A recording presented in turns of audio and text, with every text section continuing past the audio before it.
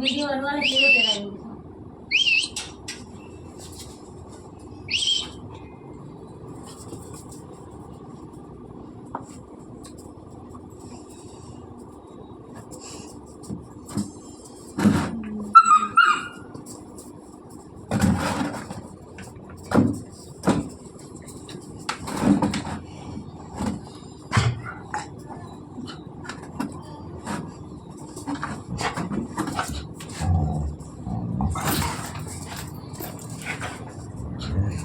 तेरा